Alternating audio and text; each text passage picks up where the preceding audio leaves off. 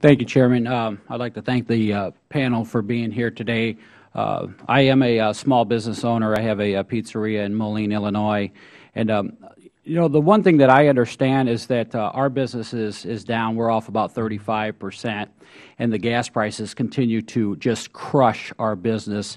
And a lot of the business folks that I've spoken with recently are very concerned about the Bush-Obama tax cuts expiring, because as this downturn economy is here, and then now they take on another hit with a 35%, or, most of the folks I talk to are anywhere from 20 to 40% off.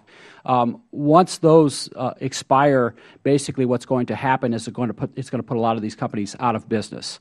And I think it's really, really imperative to understand, I believe, is that, we have to stop spending money that we don't have. And that's the thing, because as we continue to spend it, we're $16 trillion in debt. It's a huge burden on our kids and our grandkids. And, once we stop the ridiculous spending, the tunnels for turtles and all of the other things that we've been doing for years, then we can look at revenue increases. But until then, we've got to really stay focused in on that type of stuff. What I'd like to do is just, Mr. Steinberg and Mr. Mitchell, the new health care law creates much uncertainty for our small businesses through mandates, regulations, and tax increases that don't take effect until 2014. One specific tax, the small business health insurance tax, will increase premiums by 2.5% in the year 2016 alone.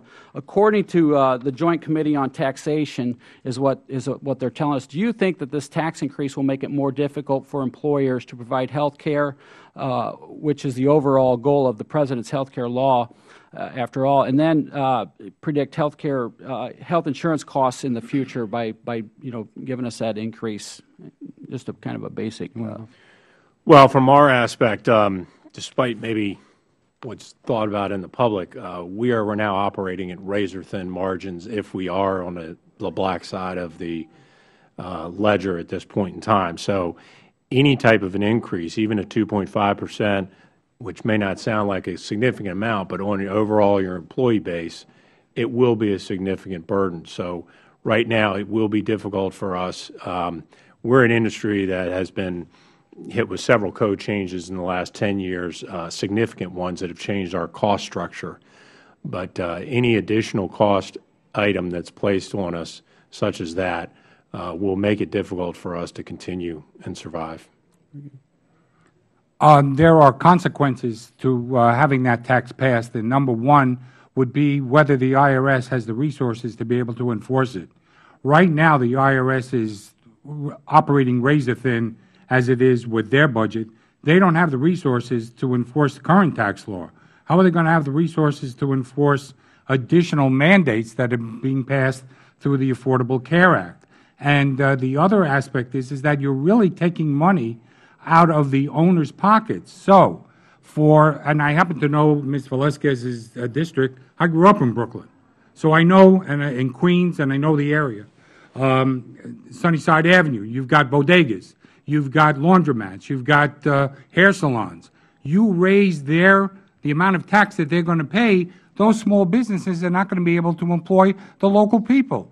So how are they going to stay in business if you take more money from them? I don't think they're making over $250,000. That's not the issue.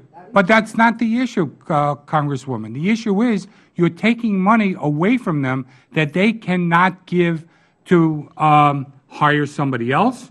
Or let's say a young high school student wants to come in for a job after school and is looking for a job. And they want to be able to give them a job to be able to do it. If they don't have the money, that high school kid, I worked high school jobs after high school.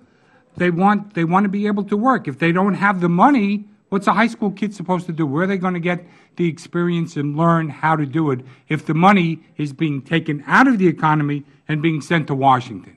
There's a disconnect there between what's happening in Washington and what's happening on Sunnyside Avenue. I totally disagree with you. I respectfully accept that. Can I reclaim my time? You guys can do this later. Just one quickly, Mr. Steinberg and Mr. Martin, because you guys have experience in this. How much would you say your company or members spend preparing and comply with the tax code of the regulations each and every year? Because I see this as money that we could be expanding and hiring people. But can you give me a ballpark of some of your clients and then maybe what your business does in complying?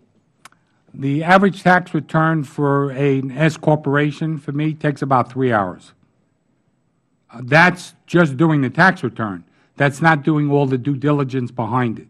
So when you factor in all of the work behind it, you're looking at approximately 6 to 10 hours worth of work before the tax return is completed. So basically you're able to hire another worker to do all of this extra work, right? But then I have to pass that cost on to the client. That's right. Okay. So the client, in effect, is paying for compliance one way or the other. So therefore, I'm taking more money out of the client's pocket, rather than having the client be able to put that money back into the business. Very good. Thank you. From our standpoint, we have never been a large enough firm to be required to do audited financial statements, so we've always done different levels below that. The complexity of our tax returns in our type of business, going back from the downturn of the early 90s, is that we basically have to put every project into a separate LLC, and then we have to compile those up and roll those up to one LLC. As a business that is not operating profitably for the last couple of years, we're still having to put out $30,000 to $40,000 a year to have our tax returns done. That is not our financial statements.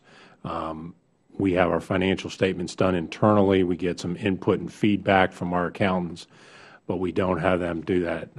That does make it even more difficult to obtain equity and obtain debt, but it's just one of those things we have to look at every penny that we're spending these days.